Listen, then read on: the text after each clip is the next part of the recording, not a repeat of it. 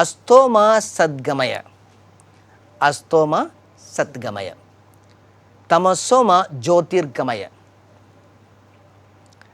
தமசோமா ஜோதிர்கமய, மிருத்யோர்மா அமிர்தம் கமய, மிருத்யோர்மா அமிர்தம் கமய. இப்போ இந்த மூணுக்கும் சுவிசேஷம் எப்படி பதில் சொல்லுது? இதை மந்திரமாக அவங்க படிக்கிறாங்க. என்ன அங்கேருந்து இங்கே கொண்டு போகும், எங்கேருந்து எங்கே கொண்டு போக சொல்கிறாங்க?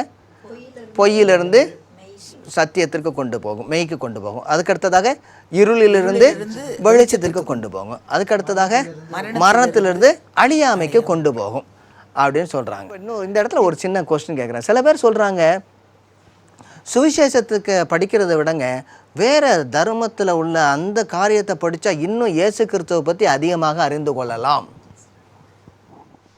இன்னும் சில பேர் சொல்கிறாங்க, இந்த இயேசு கிறிஸ்து அங்கே வெளிப்படுத்தப்பட்டிருக்கிறார் அப்படின்னு சொல்லி அதையும் படிக்கணும்னு சொல்கிறாங்க. என்ன ஆன்சர் பண்ணுவீங்க அவங்களுக்கு? ஆக நம்ம மற்ற மற்ற புத்தகங்களை அவங்களுடைய காரியங்களை தெரிந்து கொள்வதற்கு படிக்கலாம்.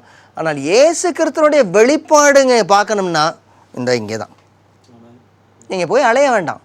நிறைய பேர் இதான் சொல்லுவாங்க, என்ன சொல்ல தமிழில் பழமொழி சொல்லுவாங்க, என்ன கையில் வெண்ணெயை வச்சுக்கிட்டு நெய்க்கு ஊர் முழுசாக அலையிறது மாதிரி.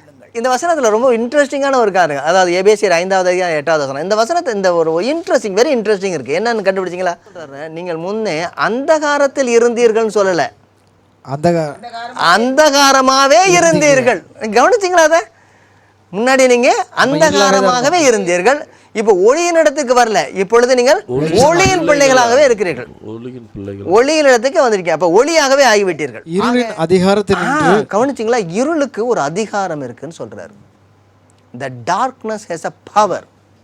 ஆக அந்தகாரத்திலிருந்து ஆச்சரியமான ஒளியின் இடத்திற்கு நாம் போகவில்லை, கர்த்தர் நம்மை கொண்டு சேர்ந்துட்டு இருக்கார். அது அவருடைய சுத்த கிருபை.